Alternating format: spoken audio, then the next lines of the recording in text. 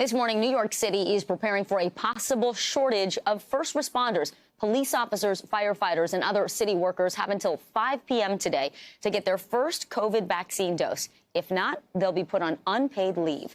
Hundreds of firefighters protested against the mandate yesterday outside the mayor's home. Right now, more than 160,000 city workers, including firefighters, police officers and correctional officers, are not vaccinated, and they won't be able to start work on Monday. The battle over these mandates has been dividing the country. In Florida, Governor Ron DeSantis is now suing the federal government over the Biden administration's December 8th deadline for federal contractors to get vaccinated. Right now, nearly 58% of the U.S. is fully vaccinated. We are just days away from that number getting a major boost, with the possibility of kids ages 5 to 11 being eligible for the shot as early as next week. NBC News medical contributor Dr. Kavita Patel joins us now. Good morning, Dr. Patel. Good news is new cases are down 57% since September 1st. But with the backlash against mandates, winter coming, flu season, do you think we're going to see a spike in cases, in COVID cases in the coming months? Or do you think this is starting to become something we live with?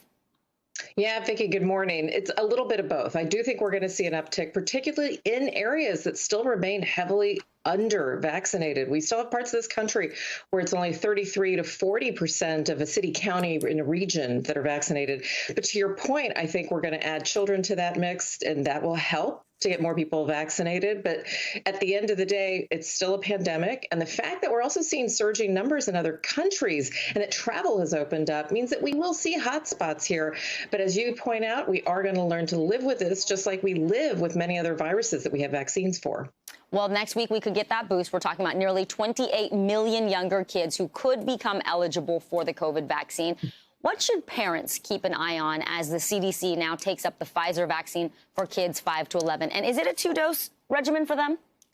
It is. It's a 2-dose regimen. It's a reduced dose of the PFIZER regimen, but looks similar. You get a shot one day, and then 3 weeks later, you need to get the second shot. And here's some good news for parents. In the 5 to 11 age range, the side effects are similar to what adults have, but much less, meaning they do still get fatigue, fevers, and chills. Parents should be looking out for that in the 48 hours after the shots. And then they should also be looking out for anything that seems unusual several days after a shot, and absolutely contact their pediatrician. But we have not seen any serious side effects in the trial data.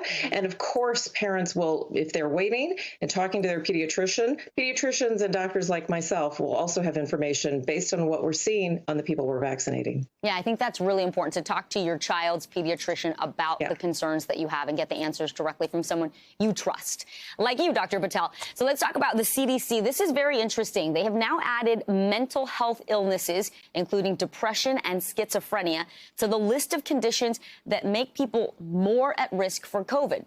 How is that? Why does mental health make people more vulnerable to the virus?